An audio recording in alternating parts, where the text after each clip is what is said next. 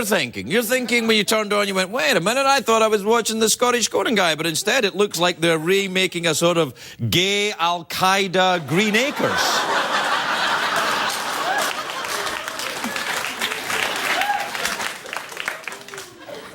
It's the dress the same guys. They come to the show sometimes. Well, one of them, the guy with the thick moustaches, they come to the show. They dress the same, and I go, "Well, I've got no material, so on you go." And then they come out, and then, but one of the dress the same guys, the guy with the kind of the handlebar moustache guy. Well, he's the regular dress the same guy, and the other dress the same guy is new. And I said, "Well, did you break up with the other dress the same guy?" And he said, "No, he just can't grow facial hair."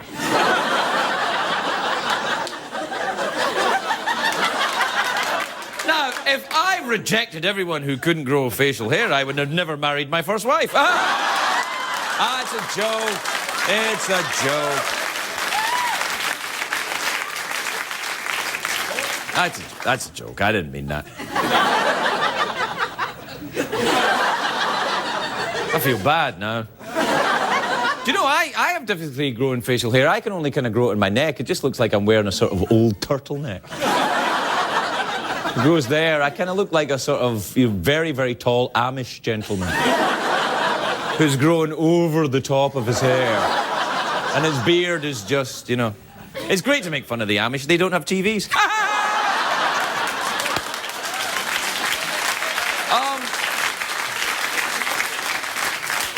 I know what you're thinking. You're thinking, Craig, do you have some kind of Band-Aid on your finger? Yes, I do. And does your other finger have a blister on it? Yes, it does. What have you been doing with both hands?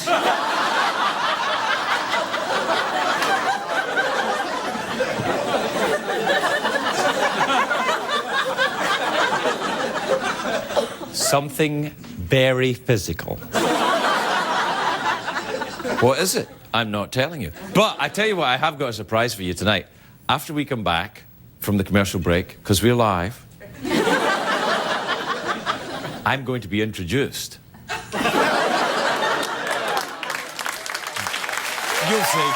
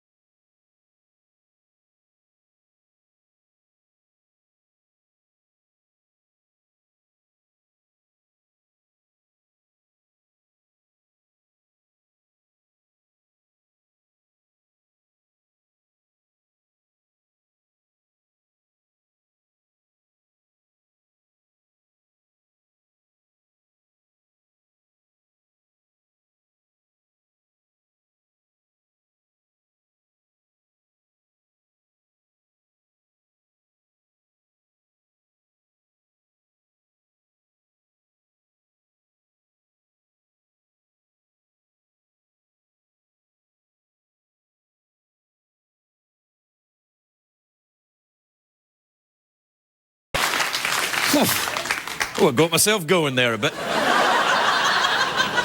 I don't have many fashion decisions to make here at work. Look. Everything's taken care of it for me. They just give me Bob Barker's old suit, Liza Minnelli's haircut. Boom, out you go. And introduce yourself when you get out there, you bastard. I mean, clearly I'm not interested in fashion. Look at me.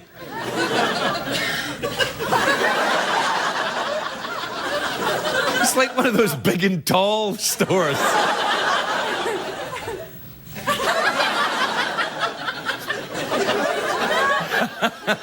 I don't know why I did that.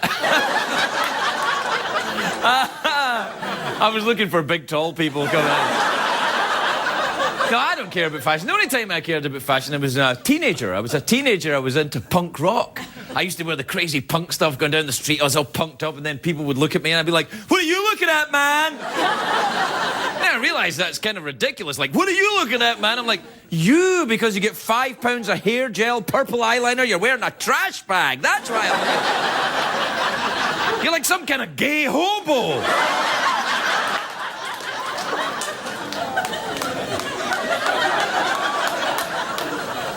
But the teenagers, they can't rebel by wearing crazy clothes because all the other teenagers are wearing the same clothes. It becomes a kind of rebel uniform. If you really want to rebel through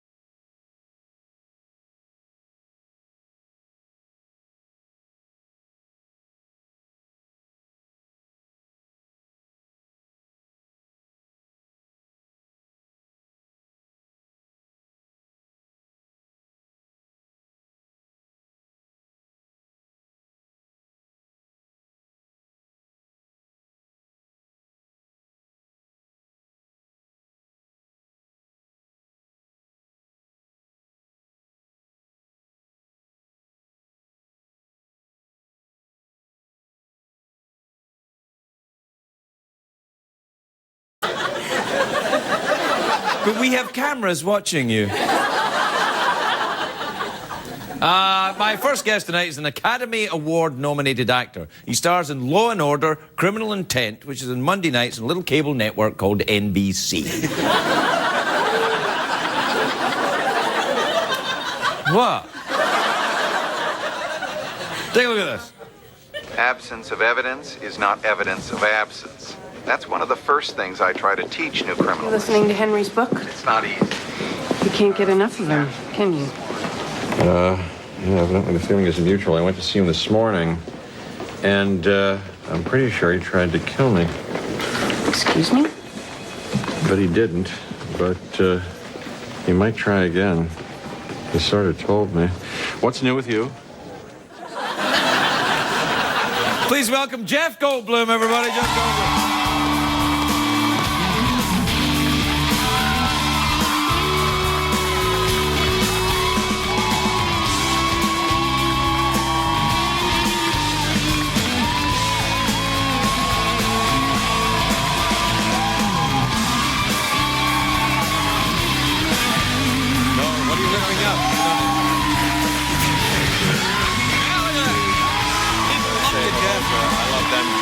They love you. They're very excited you're here. It's a relief from me. They're very, very pleased you're here, as I am too. I'm pleased also. I'm very pleased to see that you're alive. Thank you very much. Because there was rumors on the internet that you were not alive. Yeah. And now, how did you hear about it? Did you hear about it while it was going on, or since the fact? You didn't hear about it? I, in fact, contrary to all popular belief, know what the internet is. And saw I was like, Jeff Goldblum tragically dead. I'm like, no! You did? Really? No. No. I heard about it after they said someone thought Jeff Goldblum was dead, but he's alive. I'm like, whoa, that was a roller coaster you took me on, I said. But just for a second. They told you as soon as they told. Well, but there were people for a few hours. It was reported, somebody started this hoax, but indiscernibly, as far as some real news organizations were concerned, and they printed it. So if you went on the internet for a few hours, right, it said that I had died. That must have been awful for you. What's it like beyond the grave, Jeff? Is everything okay? Yes. Good. It reminded, it was a wild day. It was a wild few hours. That happened to Sinbad as well, you know. I didn't hear that. I heard a couple other things, but it happened to Sinbad? Sinbad, the comedian Sinbad. What happened to Sinbad? Well, they reported he died. It was a couple of years ago. He's fine. But he's fine. Yeah, he's fine. He had a couple of rough gigs, but I would hardly call it. No, he's fine. He's fine. Well, it's wild. Well, we're all going to die, certainly. Oh, well, that's a scary thought. Yeah.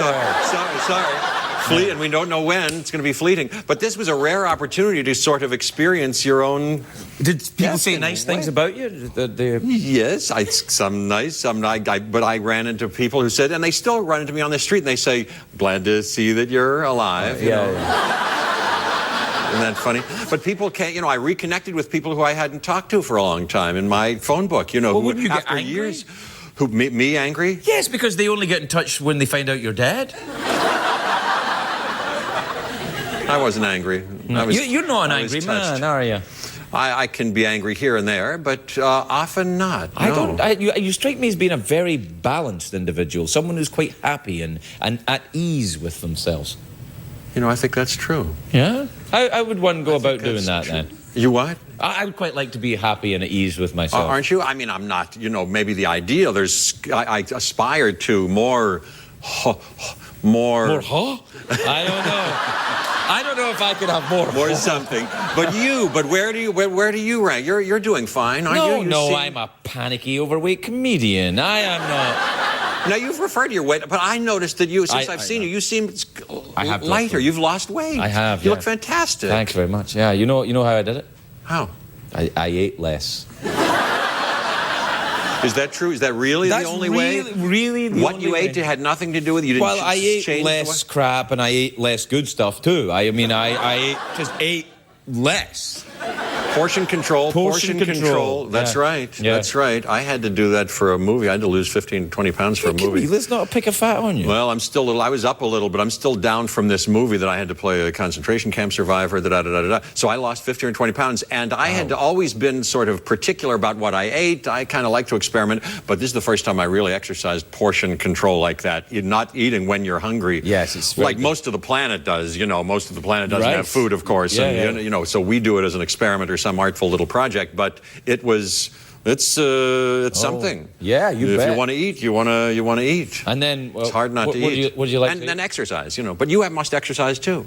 I sometimes exercise.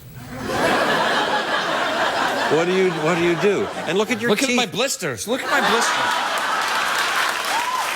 Now, what's that really from? Drumming. What's that really from? Drumming. Drumming. Drumming, yeah, I like to drum. Do you like to drum? I love to drum. I'm a pianist. I play piano. Well, you as a don't want hobby. to hit the piano with drumsticks. It ruins the piano. That's correct. You're quite an accomplished pianist, aren't you? I like, well, it's a hobby for me, and I'm a humble student, but I love to do it. And I have a jazz group here in L.A. Wow. And in fact, in the next couple of weeks, I'll be playing a place or two, and I'll get in touch with you, and you can, if you want to. I can can't come do down. jazz. But you can come and see it. You can come and watch it. No, you misunderstand mean? me, Jeff. I can't do jazz in any form. Do it, you can't listen to it, you don't like it. It's a little like math to me. Really? Really? Well, I understand about the math because I'm not so mathy. I thought, I would think you'd be quite mathy. You have spectacles. Thank you. No. I made good grades in school, but no, I'm not mathy. Really? No, I'm very happy not to think of numbers these days, you know. What no. do you think of if you're relaxed? If you're just relaxing thinking, well, I don't want to watch television and I'm not going to exercise or use portion control, I'm just going to relax and have a think. What do you think Well, about? piano, you know, I like to say piano, music I do like. Yeah. I can't believe you don't like jazz. Well, I do Anyway, like that's some a- jazz. I tell you what I don't like is I It's don't like very the- different, jazz. Yes, I know. It's such a wide Very, spectrum. very different, yeah. What don't you like? You don't like the progressive... The kind very of complicated. complicated, Yes. lots of notes, and it goes on forever. And then people clapping when someone plays a solo. I find that very irritating. Really? Well, he's like the clarinet goes, and then everybody goes, oh, that's very clever. And you go, yeah, he's a clarinet player. It's his job, you know. Very interesting. Very It's the whole thing, and then the little turtlenecks and the That's not part of it. Not obligatory. Not obligatory. Right. No. I thought you had to wear a turtleneck. Don't have to. No. I quite like the Dixieland jazz. Yes. Well, I just saw. I love many kinds of jazz. I mean, it's kind of in me. From when I was a kid, I took piano lessons and classical. You know, they teach you with classical and exercise and things. And then I was sort of, which is a little more like math or a little bit more like technique or something. Yeah. And I had a facility for it, but not so much an appetite for it. Right. But I realized I was really musical when they gave me a couple of pieces to play that were jazzy, that had that jazzy sound. I think they first gave me Alley Cat, you know, and when I I liked that. That was good. And that's syncopation. And it swings. You like that swinging? Oh, I swinging. swing. Well, so you may like jazz. So when do we get to the swinging? I like the swinging. Well, that's before, but it always comes back around. There's always lots of swinging. We're completely out of time, Jeff. No. Yeah. I grieve. Me too. I don't know if I like sexy jazz Jeff more than mathematical Jeff or not. I can't tell. By the way, your eyes are almost exactly the same prescription as mine. Did you know that? Is that true? What do you mean? that's- You mean you wear glasses, corrective, which you're not wearing right now? I'm not wearing them right now. So things are a little blurry to you, exactly that? like they are me. And you see, like I do, I see close up. Your hands are perfectly clear now, but that snake thing is a little blurry. That's not a snake thing. Oh, yeah, that snake Yes, thing. it is. Yes, it is. Yeah. So this correct. So you have that. I do, yeah, I've got that too. Yeah, we should hang out and be buddies. Let's please. Yeah.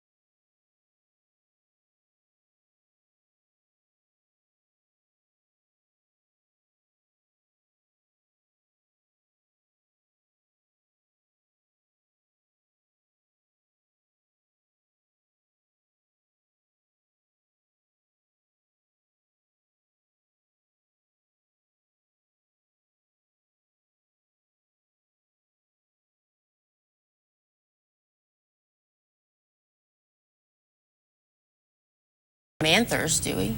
Manthers? That's Like the name of a movie I accidentally rented.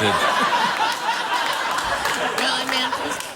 No, I think you're right. I think there's a lot of prejudice. My wife's a lot younger than me, and I think there's a lot of prejudice about older women going after young men, and I don't have a problem with that. No, women within the law, of course. Well, because medically, women peak in their 30s or 40s, and men peak in their 20s. So actually, that's the way it should be. Wait. Yeah.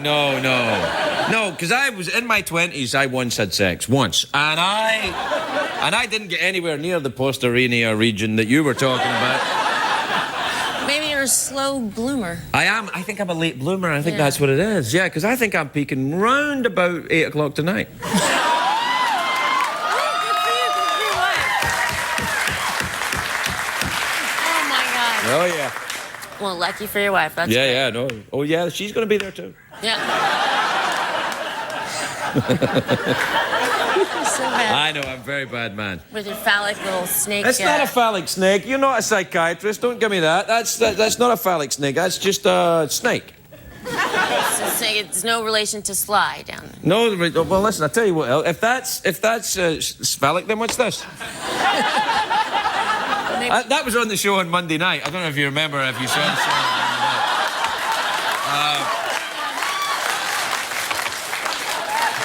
Maybe the wee chums. That's one of the wee chums. Yeah. So I feel we covered a lot of medical ground tonight, Doctor. Thank you. I know all about the Listen, very quickly before we go, tell me about your the clinics that you work in Africa. How's that going? Oh, that's going great. We're actually starting up the first OB/GYN residency program in Africa that's ever been. So because there's so much, Good. Really good. I am a great admirer of your work in that department and of you, of course. Dr. Lisa Masterson, we'll be right back, everybody. We'll be right back.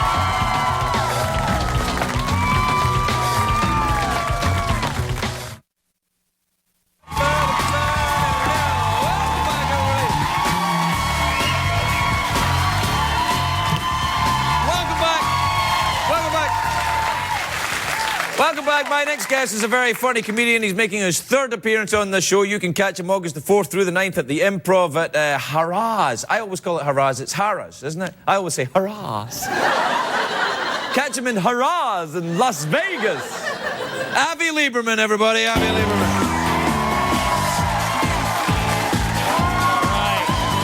Thank you very much. Great to be back. Well, a lot of changes since I was last on the show. The biggest, of course, we have a new president. And I got to be honest with you, as a comedian, I miss George Bush. Obama, he's no fun. Every time he talks, he gets it right. Bush, it was exciting. Every time he got up there, it was an adventure. How do you think you're doing this one? I don't know. There's math in this speech. Oh, come on, buddy, you can do it, right? And I realized after comparing the two, it's not what you say, it's how you say it, right? Because you can't teach inflection. And I think this must have driven Bush's speechwriters crazy. He would always smile at the wrong spot. That was my favorite part, He'd be up there, violence was up in Iraq this last week. It's like, no, not there, sir. Oh, for God's sakes, And now that he's been out of office a little while, some of the secrets have come out. He doesn't have very good eyesight. I don't know if you know this, like wears glasses when he reads. I think this might have explained a lot of the miscues, He just couldn't read the teleprompter. He was trying, just couldn't see it, He'd be up there, we would do everything we can to stop tourism. Terrorism, sorry. Bigger that up. I can't read it when you got it like that. Bigger that up. It's no good. But when it comes to the presidency, no matter where your politics lie, right? Thank goodness we live in America. This is a democracy. We have checks and balances in this country, right? The president can't do whatever he wants. That's why if I was running, I would make the most outlandish promises on the planet, right? And then when I couldn't deliver, just blame the other branches of government, right? Yeah, I'd be up there. If I'm elected, everyone will get a gift certificate for a massage at the spa of his or her choice. Guaranteed, right? And then you get elected, everyone's like, hey, where's my certificate? Hey, don't look at me. Congress shot that bill down. I tried, Free balloon animals on your birthday. Didn't want to pay for that. Legalized human hunting in Kentucky. Here comes the judicial branch on their high horse. Sorry, can't do that. And I'm glad race was not an issue. I think we're over that as a country. It's not like Mel Gibson was running. Then maybe it would have come up.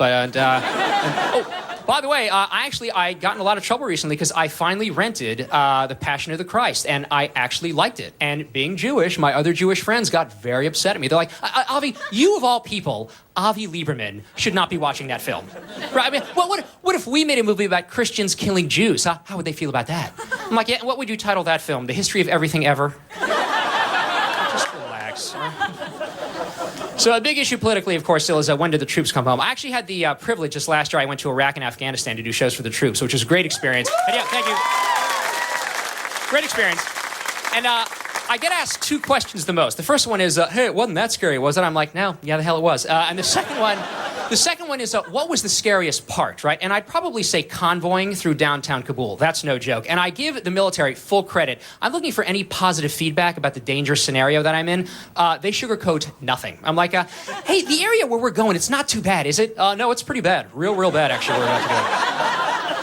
Okay, but the time of day when we're leaving, this time of day is the worst, actually. I'm surprised they have you guys leaving now. Okay, but the neighborhood that we're convoying through, yeah, it's called Suicide Circle. I'd fuck up. It's not gonna be... All right, man, is there anything positive you can tell me? Breakfast is real good. If we make it. Oh, great, all right. And the first time I did it, we had a choice of two drivers. And they asked me who I wanted to ride with. And I didn't want to be insulting, so I figure I'll ask them a couple of questions. And the first guy was this real straight-laced, by-the-book guy from the Midwest. And the second guy was this, grizzled old 20-year veteran from South Carolina, right? So I go up to the first guy. I'm like, hey, I'm just curious. What happens if a car you don't like gets too close? He goes, well, we follow procedure. Try to maneuver away from the vehicle. If that doesn't work, fire some warning shots, then shots at the car. Worst case, shots at the driver. Fair enough. Let's check with the guy from South Carolina and see what he has to say. So same question. What happens if a car you don't like gets too close? He goes, well, there's an order in what we're supposed to do stuff. Shoot the crap out of him's in there someplace. I usually just start off with that one. Check it off real early. Make sure I don't forget. So far, I'm leaning towards this guy, right? But let me be thorough. So I go back to the first guy. I'm like, hey, what happens if something or someone is blocking the road? Then what? He goes, well, we follow procedure. Try to maneuver around the obstacle. Fair enough. Let's check with my new buddy from South Carolina and see what he has to say. So same question. What happens if something or someone is blocking the road? He goes, you're going to feel a bump. All right with him. Thanks so much, guys. Appreciate it. What did we learn on the show tonight, Greg?